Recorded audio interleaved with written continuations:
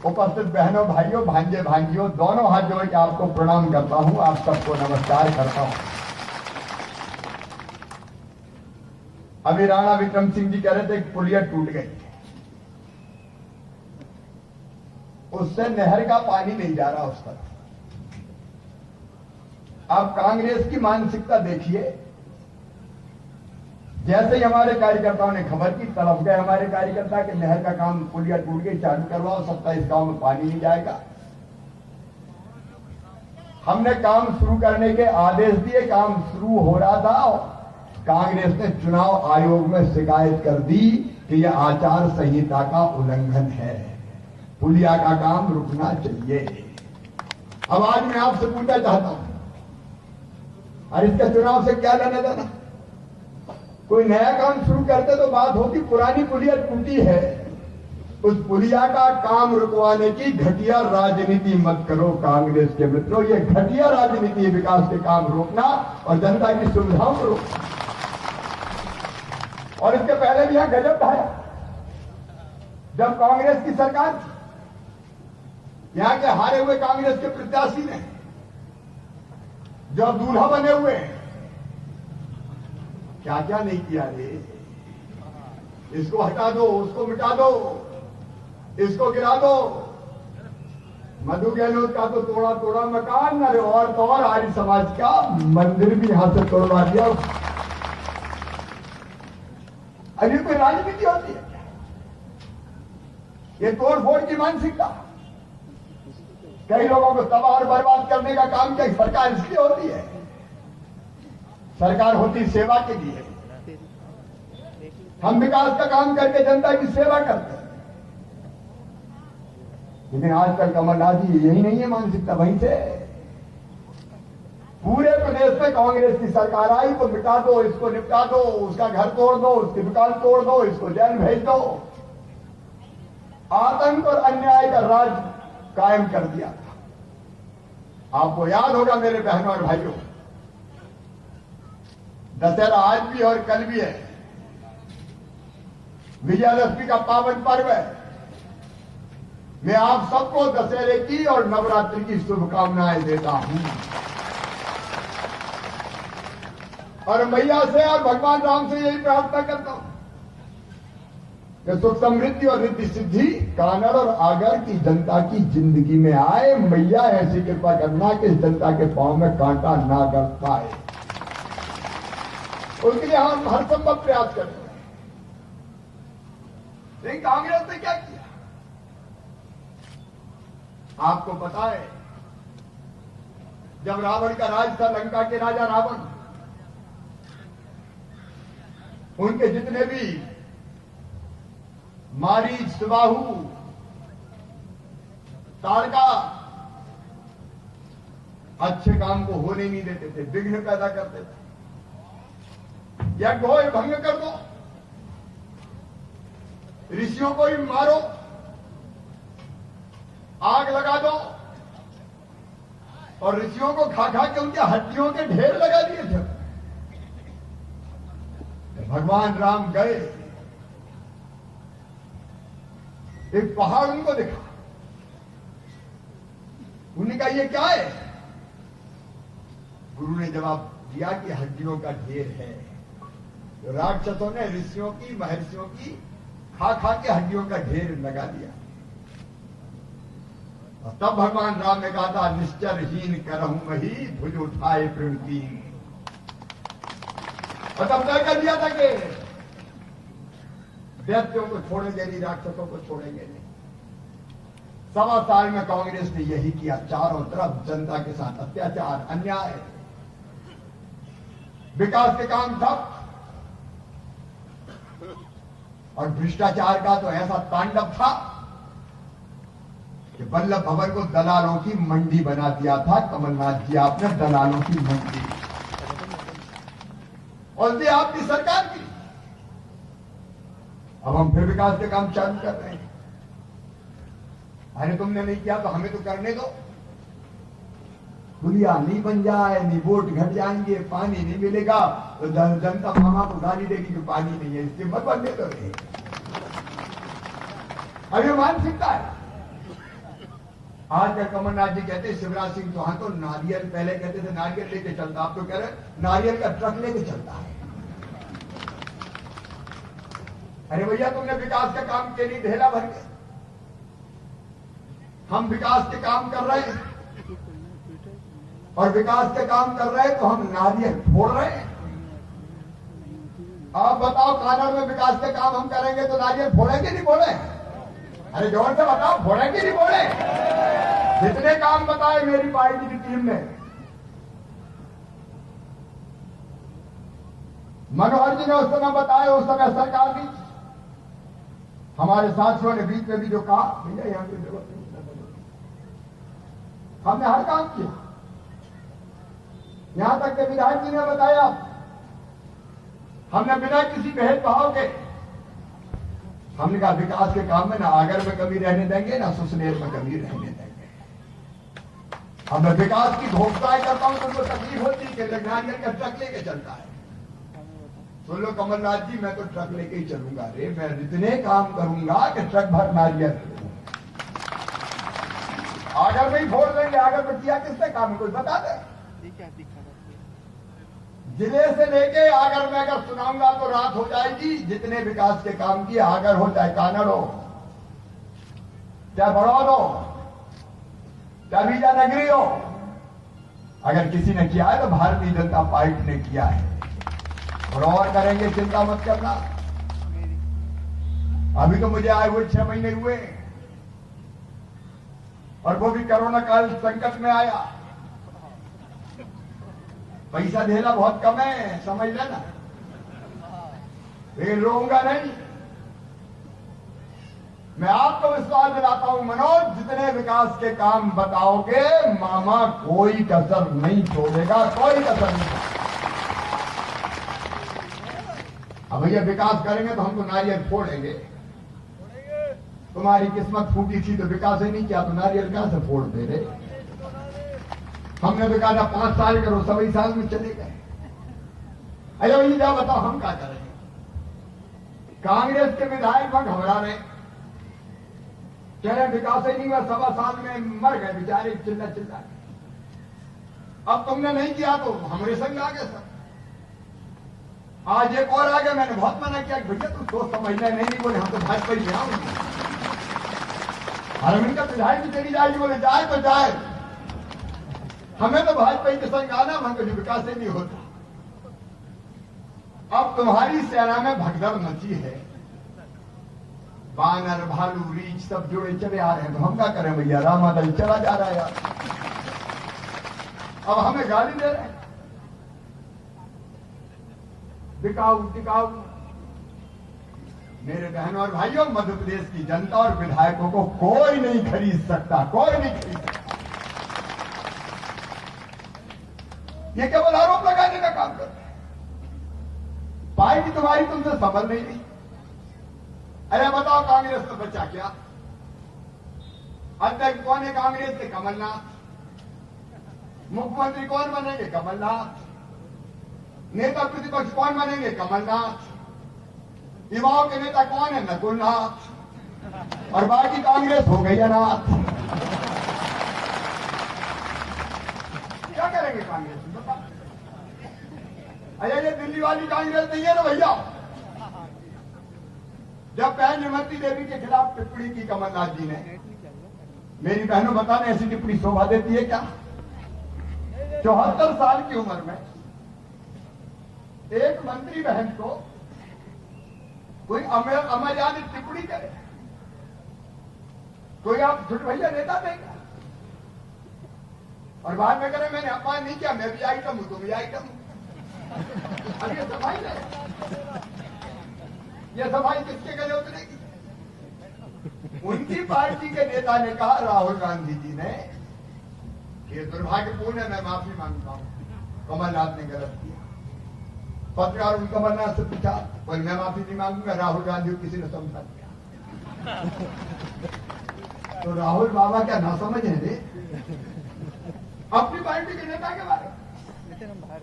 भैया यहां तो 2-3 कांग्रेस बन गई, एक सोनिया जी की कांग्रेस, एक राहुल जी की कांग्रेस, एक कमलनाथ कांग्रेस। कांग्रेस की हालत तो ये हो गई कि एक दिन के टुकड़े 1000 हुए, कोई इधर गिरा कोई उधर गिरा। अभी कहां से भला करेंगे? अब लोग अगर आ रहे हैं भटकते तो मैं क्या करूं भैया? हम मना करते कि रुको रुको, नहीं हमें तो आना है भाजपा में, तो भारतीय जनता पार्टी को आना चाहता है तो बताओ लेना चाहिए कि नहीं पार्टी में? अब अपनी पार्टी समझ नहीं रहे, गाली हमें दे रहे हैं, पता नहीं क्या क्या कह रहे हैं आज। कभी मुझे कह देते हैं घुटना टेक मुख्यमंत्री है। अच्छा भैया, हमने घुटना टेक के जनता को प्रणाम किया तो नहीं करना चाहिए कि जनता को प्रणाम? अरे बताओ करना चाहिए कि नहीं? लोकतंत्र में तो जनता ही भगवान है रे कमलनाथ जी, जनता से ऊपर कोई नहीं है। और एक बार नहीं 1 लाख बार घुटने टेक के प्रणाम करूंगा, क्योंकि मेरी भगवान तो यही है। फिर कहने लगे नालायक है नालायक। बहनों भाइयों, मैं आपको नालायक लगता हूं? फिर और गुस्सा आ गई। एक नेता ने कह दिया नंगा भूखा परिवार है, नंगे भूखे परिवार से आता है। भैया देखो, अपन तो जनता के सेवक है, हमें तो फर्क पड़ना नहीं, कुछ भी कह दो। लेकिन आप नंगे भूखे और सेठ के बीच में अंतर देख लो। वह है सेठ कमलनाथ। उनकी पार्टी कहती है नंबर 2 के उद्योगपति है, नंबर 2 के उद्योगपति। ये सेठ कमलनाथ ये नंगा भूखा तुमसे पूछता है। मैंने मध्य प्रदेश के नौजवान बेटा बेटियों की ये योजना बनाई और उस पर यह तय किया कि मेरे बेटा बेटी किसी भी जाति के हो, वो सामान्य वर्ग के हो, वो पिछड़े वर्ग के हो, वो घुमक्कड़ अर्ध घुमक्कड़ हो, अलग मंत्रालय बना दिया, घुमक्कड़ अर्ध घुमक्कड़ बन जा रहे भाइयों के लिए। कैसे मंत्रालय जो उनके कल्याण का काम करेगा? एसटी एसटी जॉब अगर पढ़ाई में अच्छा है और आमदनी 8 लाख रुपया से कम है तो medical engineering college IIT IIM की फीस भी उनके मम्मी पापा नहीं भरवाएंगे, उनका मामा शिवराज सिंह चौहान भरवाएगा। बताओ ये होना चाहिए कि नहीं? लेकिन सेठ कमलनाथ ने योजना बंद कर दी।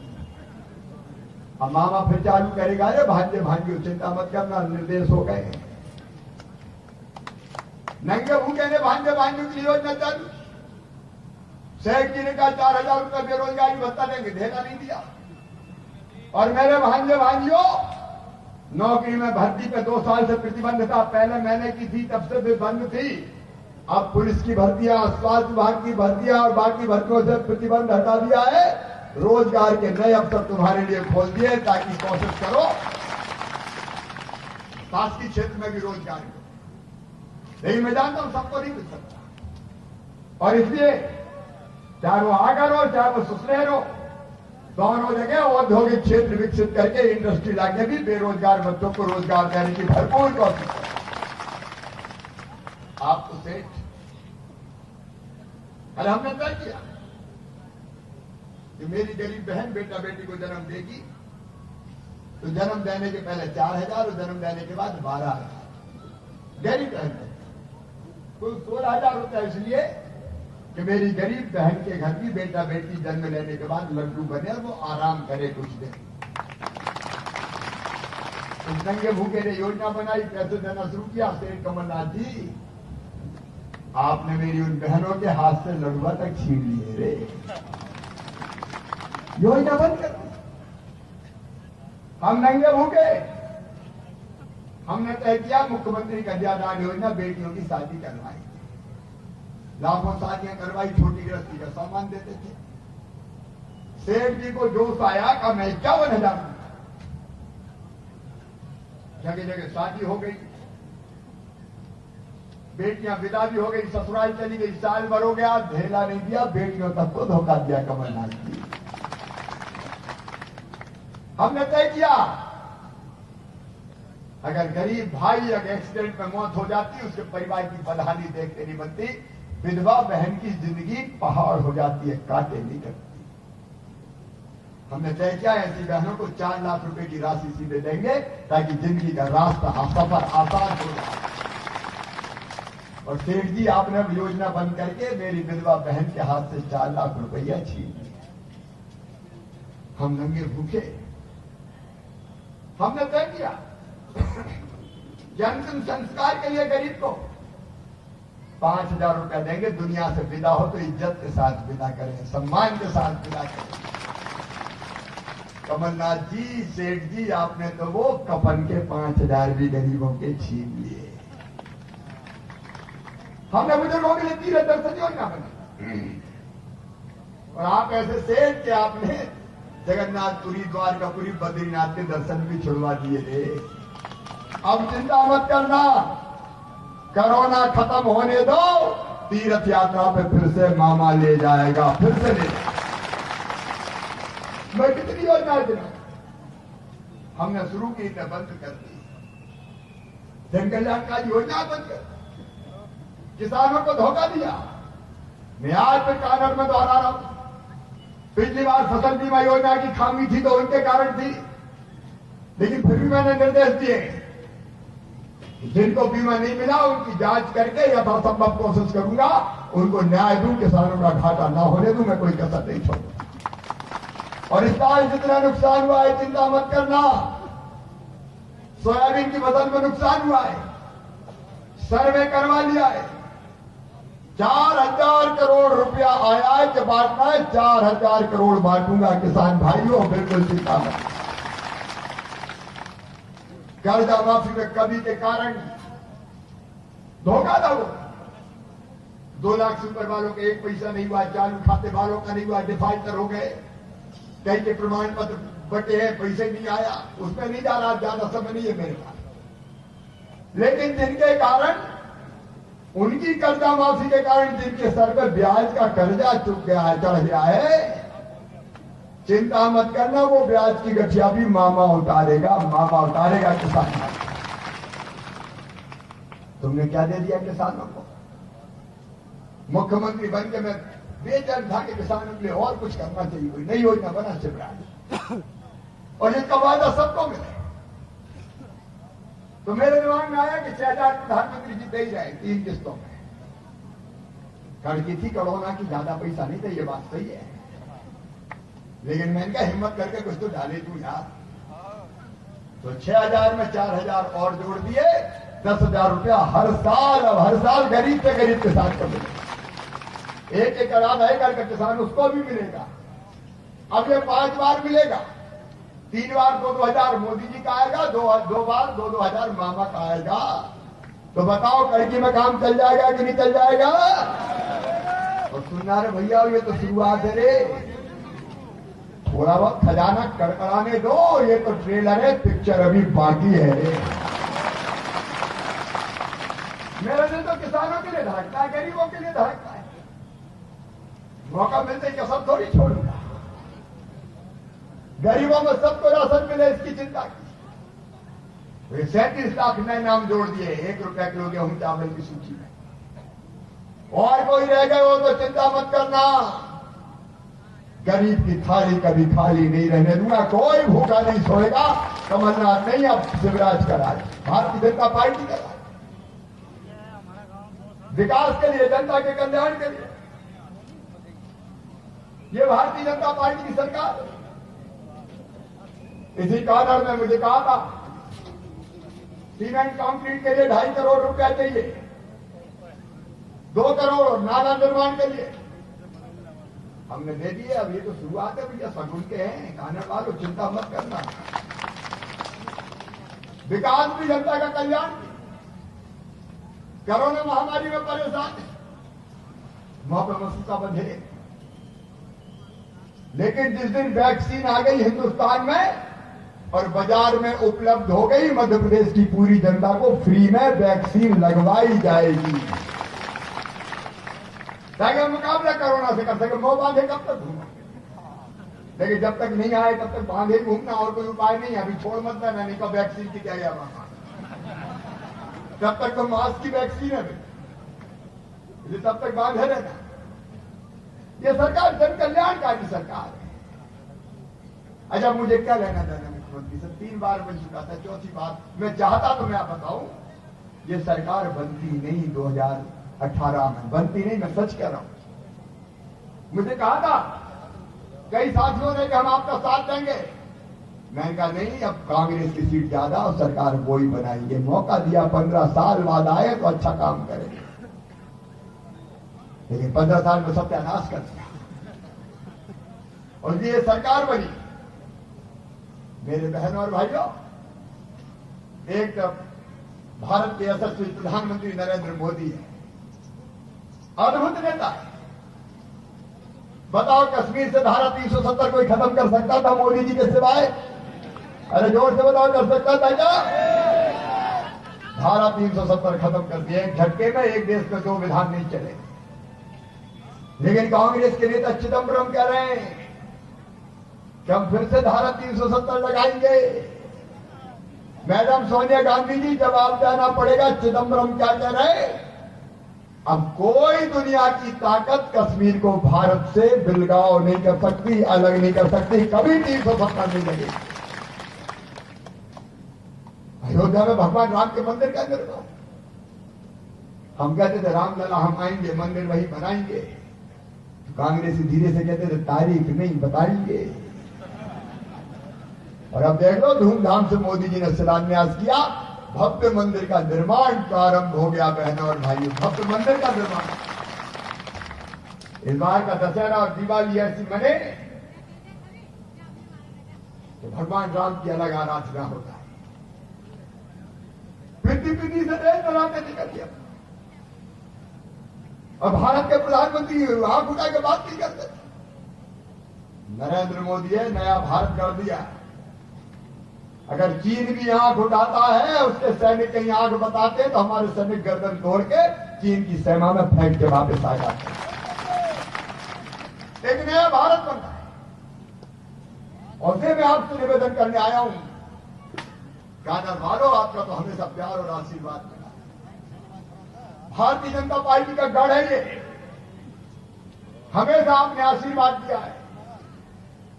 ये चुनाव केवल मनोज का चुनाव नहीं है। मनोहर जी को मैं श्रद्धांजलि देता हूं। एक वचन के साथ मनोहर ऊंटवाल जल्दी चले गए। कुछ काम उन्होंने बोले थे अलग अलग गांव में, वो नहीं हो पाए। लेकिन मेरा यह वचन है कि मनोहर ऊंटवाल ने जितने काम बोले थे सबको शिवराज सिंह चौहान पूरा करके देगा, कोई काम नहीं छोड़ेगा। मुझे सूची चाहिए भैया, ईमानदारी से बनाना, नहीं सभी लिख दो। जो उन्होंने कहा है वो करेंगे हम लोग। और इसलिए बाद में और इसलिए जो उनके अधूरे काम है वो मैं पूरे करूंगा।